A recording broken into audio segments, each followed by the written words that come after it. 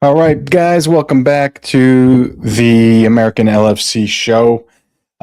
We have been on a little bit of vacation, but also we've had a little bit of technical difficulties. Coach is still, I believe, in Liverpool, so I'm tackling this one on my own. And today's result, 0-0 draw with Arsenal, is going to be just the tip of the iceberg of what we're going to talk about.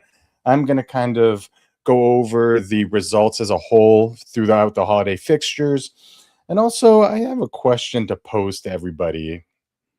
And this might be a hot take, I don't know, but the Premier League in general, the last couple years, I'm questioning the overall quality. Granted, we won last year, and if that has to happen every year for us to win, I would take it. But it's just the overall quality has been lacking. We haven't had the fireworks and those are kind of like legendary great games. Although we did see one this last game week with Newcastle and Leeds. That was a great game to watch. That was fun. But those kinds of games are far and few between. The Bournemouth game, the Bournemouth win over Tottenham was good as well. So we had some good ones this week, and I hope maybe it leads to kind of some more exciting games throughout the rest of the season. And then finally, we will tackle the transfer window. But let's get right into it as far as Arsenal goes. Tale of two halves for sure. First half, Arsenal had us pinned in, although we did have the best chance with Connor Bradley hitting the crossbar in the first half. And fortunately for him in the second half, it looks like he tore definitely an ACL or an MCL in his knee. Anytime you see that kind of injury where there's no contact, we've all seen them. It's rough. It stinks. But I think we are all kind of expecting the same kind of news that he's no longer going to be part of this season, which puts us in a bit of a bind. But Liverpool really played well in the second half from a standpoint of getting the ball, getting control of the game, having Arsenal pinned in, causing them problems. Frimpong on the right was a handful for anybody. I have some more thoughts about that overall. But Sabasla had a good game. Konate played well, and I thought Kirkes did a really good job against Saka. Although Madueke did give him a bit of a bit of a problem when he came in, but generally speaking, the performance was okay. We're definitely missing strikers, no doubt about it. Ekitike being out, and obviously, the big man Isak, breaking his leg. It just kind of stinks. I think it's been, it's kind of one of those seasons where, we were expecting transition last year with a new coach, but realistically, the transition is this year. And just with all the exits and all the new actually players coming in, made it a little bit difficult to kind of mesh them all together on top of injuries. It's just been less than desirable as far as what we expect from Liverpool. And when you just kind of look at the overall results, granted this one, I think generally speaking we probably deserve to win. However, a point against Arsenal in London, not necessarily a bad thing. So thinking that we took 4 points from Arsenal, who seemed to be kind of leading the charge there, and I would be really surprised if they didn't win the league. I'm not rooting for them, but it's kind of like evil. The worst of two evils, I guess. Was it Manchester City or Arsenal? I don't know. You tell me. They both stink, but it is what it is. So, kind of going back a little bit I'm going to go back to November a little bit just to kind of highlight when things kind of shifted a little bit. Granted, the November 26th game against Eindhoven was kind of like, could it get any worse? That's the 4-1 victory. Eindhoven really torched us. That's when everybody was questioning Salah as far as, is he the problem potentially? Because they literally exploited him not coming back on defense. And, it's interesting to see now that, with Bradley out, we're kind of hoping Salah comes back and plays well and Frimpong can, I guess, slide back to the right. It's not great. Hopefully Joe Gomez, um, you know, uh, is healthy and he can play that position because I'd much prefer him there. But anyway, so right after that, we beat West Ham 2-0, semi-convincing win. There was one chance at the end by Bowen that kind of scared me, but anyway, 2-0 win. Then Sunderland at home, 1-1 game. They got ahead. They were up 1-0, and we came back and tied the game, and then tried to win it at the end. And they had a great chance at the end as well, but Chiesa ran back and kind of cut off that that potential game winner for Sunderland. So generally speaking, fair result. The 3-3 result with Leeds was really tough because we're up 2 goals. Then Leeds scores 2 goals, and Szoboszlai kind of thinks he's won it all. And then Gravenberch, I don't know what he's doing on the back post, just kind of fumbles the ball as on a corner kick, and Tanaka ties the game 3-3. Then when we go to Inter and win 1-0, pretty convincing win. Well, not really. I guess the penalty shout was a little bit weak, but Bastoni did have a handful of Wirtz's jersey, and Wirtz, good for him for going down and getting the win. Then 2-0 win at Brighton, 2-1 win at Tottenham, 2-1 win at Wolverhampton. So right there, that's 4 wins in a row. That includes the Inter, three wins in a row in the Premier League. And although those games weren't super convincing, it's like, okay, they're W's, they're 3 points, have we turned a corner? Then Leeds comes back to Anfield for the return fixture in the Premier League, and just an absolute dud. Absolute dud. And 0-0. Tough game to watch. Then the Fulham game. At Fulham, we're up 2-1. Cody Gakpo scores a late goal, and Harrison Reed, Harry Reed. Whatever. God dang, man. He had a worldie. Defense didn't step up.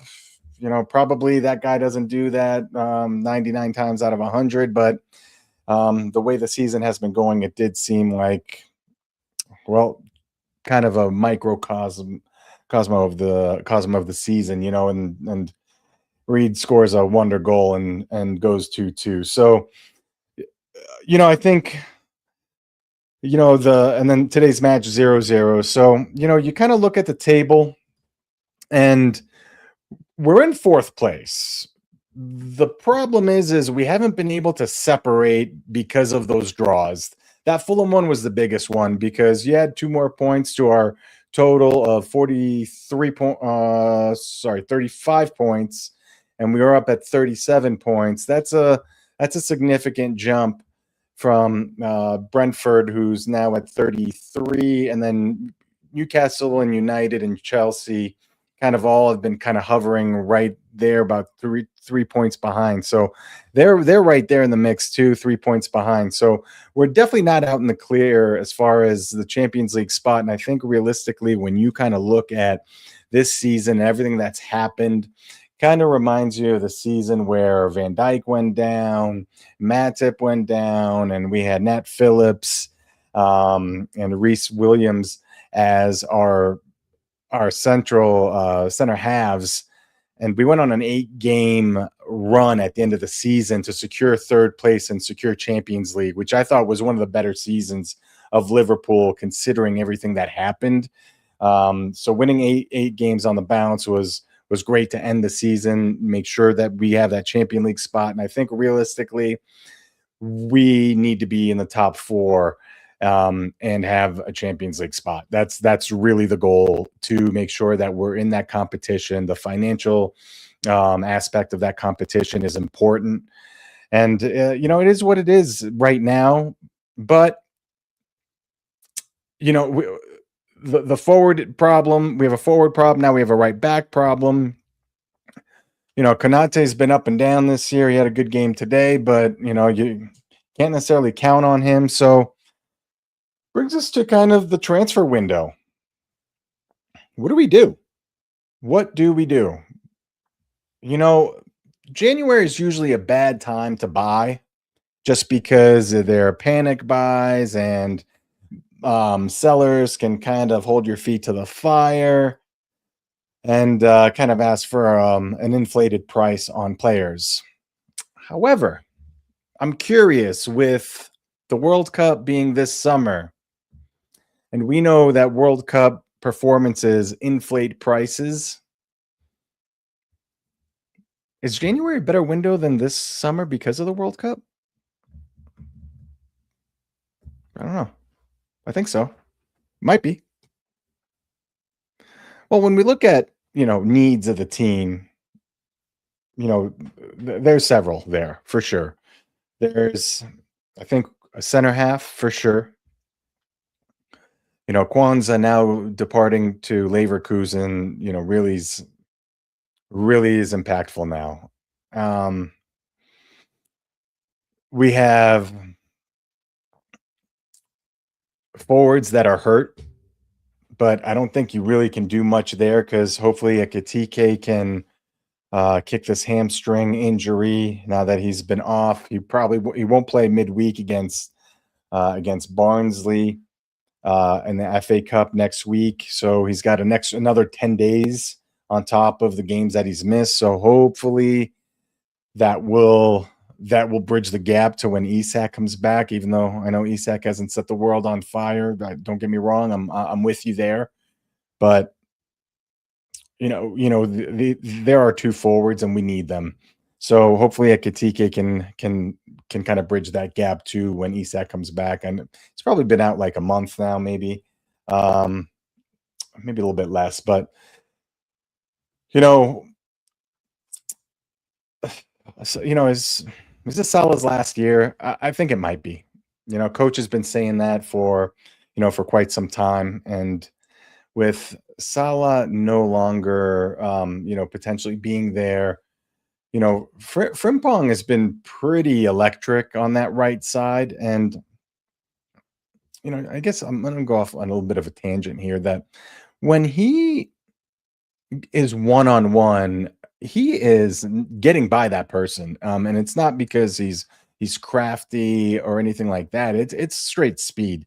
He's quick and he's fast. And I'm just curious why Slot doesn't kind of use that to our advantage from a standpoint of let's isolate him one on one, kind of like we did with Salah last year and the year before, to go one on one with these players. Salah's goal was to cut inside and to make things happen and generally speaking score. But why not do the same thing with Frimpong and just have him go down the line and just keep putting balls in the middle? Today against Arsenal, he got by Nkape a bunch of times. He got by I forgot who replaced him. It was a young guy. Anyway, but he got by him pretty easily. And there was a time where he almost found Verts.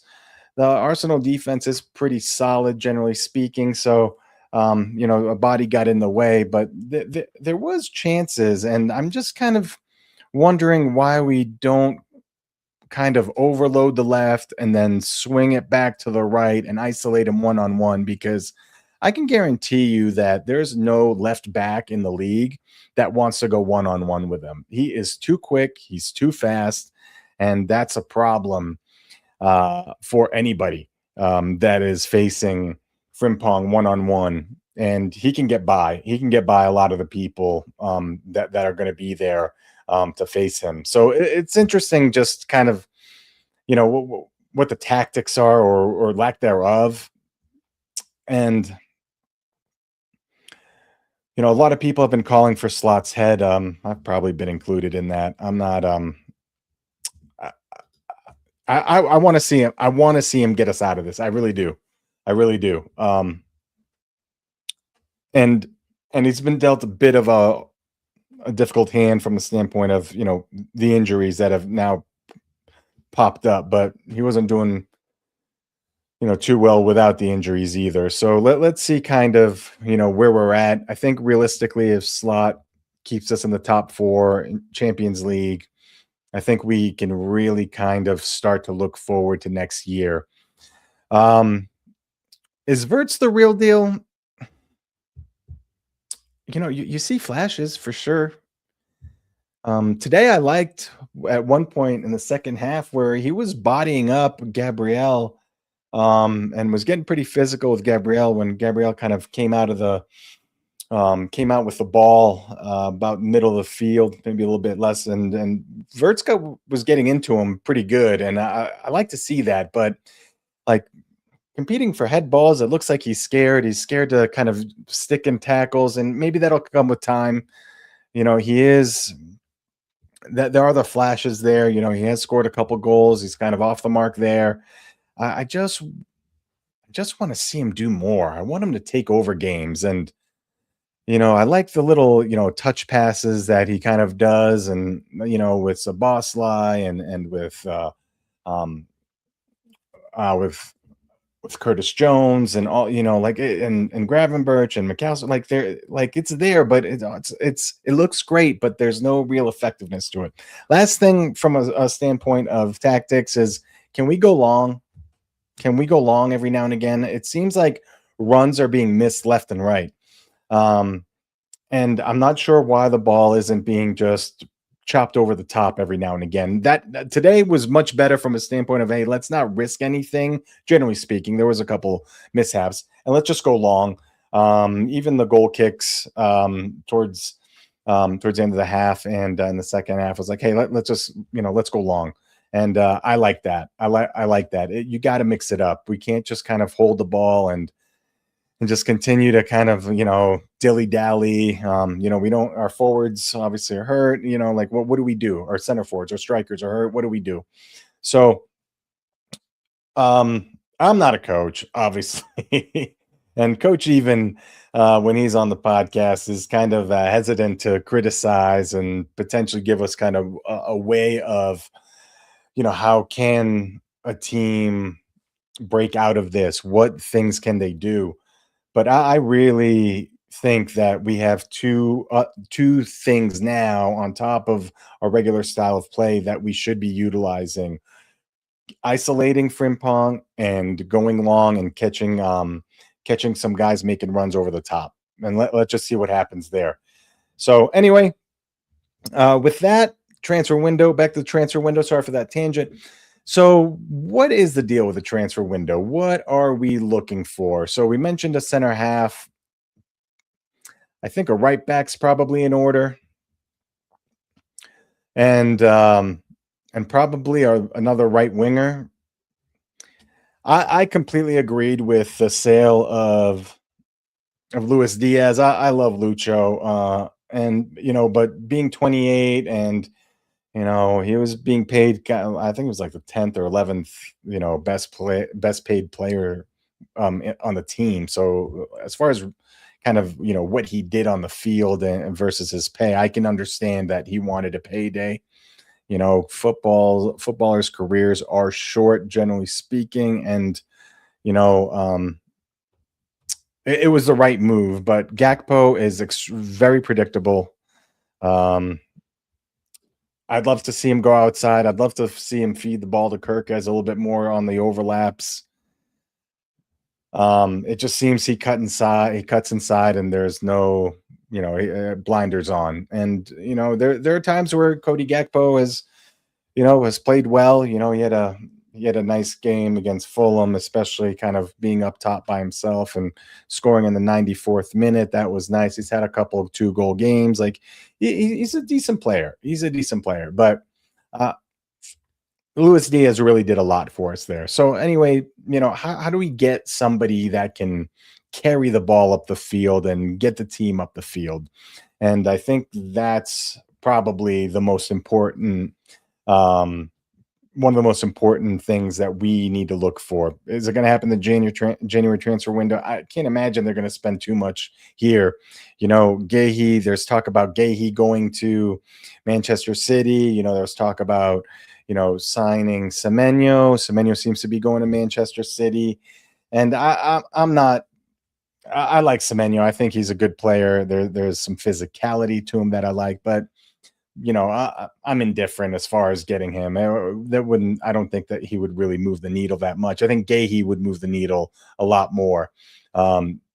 Now being able to not only spell Van Dijk and Konate if Konate is not playing well or if Van Dijk's not playing well. Although Van Dijk has been pretty solid. There's been some mishaps here and there, but he is getting up there in age, and I think generally speaking, he's been pretty good. But Gahey would really solidify that back line, and that would be critical. I think paying the 20, 25, 30 million for him, although you could get him for free in the summer, is probably worth it.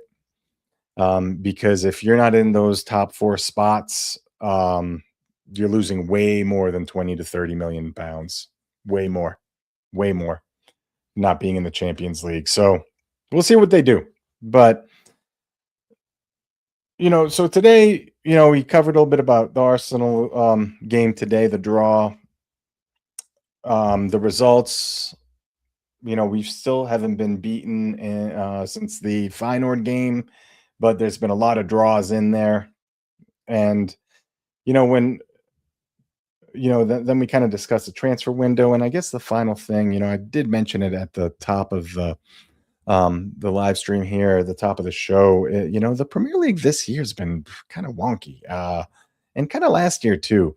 We won the league last year, and it wasn't even really that much of a race. I think there was 4 or 5 games to go, and it was all wrapped up. And you kind of like look at it this year, and I did mention the Leeds game, Newcastle United game. That game was phenomenal. The Bournemouth Tottenham game was phenomenal.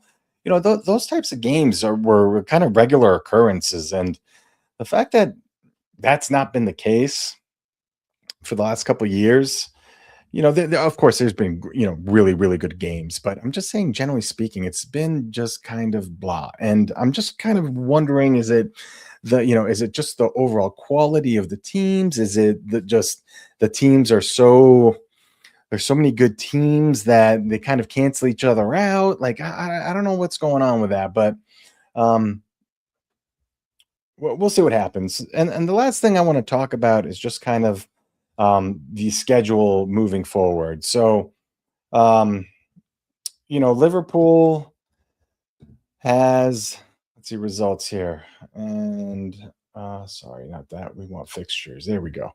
So, Monday, they play Barnsley in the FA Cup. And then next Saturday, the 17th, they have Burnley at home. So, Burnley should be right for the taking there. But again, with the performances, just, we're not sure kind of what we're seeing and if it's going to be what we expect. We really just don't have any confidence in the team like we did with the Klopp teams, right? We knew that at literally any team in Europe, Liverpool could beat under Klopp, any team, right? Especially when they were humming. I would say what year 7 through 9, right? With Klopp, that team could beat anybody, and even earlier on when he was building the team, that team, it was exciting. We knew, we were pressing, so there was confidence. Now there's hope, I think, versus confidence. So Burnley, then we play Marseille in the Champions League. That's the 21st. That's at Marseille Stadium, and then Bournemouth at Bournemouth, and then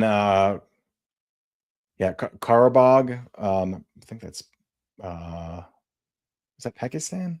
I don't remember exactly where they're from, but then we play them in the Champions League, and then Newcastle, to kind of round out January. So a ton of games in January. We have a bit of a break. I fully suspect that it'll be reserves for Barnsley. Definitely Rio, definitely Neone, um, Chiesa probably, and let's just hope that Ekitike is healthy for Burnley and that run, because at that point then we got play on the 17th against Burnley, the 21st against Marseille, the 24th against Bournemouth, the 28th against Korabag, and then the 31st against Newcastle.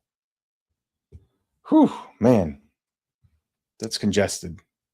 And for sure with Ekitike with a hammy, there's no chance that he's going to be able to play all of these. I mean, we're playing every 3 days, every 4 days. So we'll see how it boils down. But January, sometimes these transfer windows can surprise us. I know that there's been some signings of some youngsters that for the academy, some 17-year-old from Senegal who had a good, I guess, under 17 World Cup. He's going to be joining the club, but he's not somebody that moves the needle right now.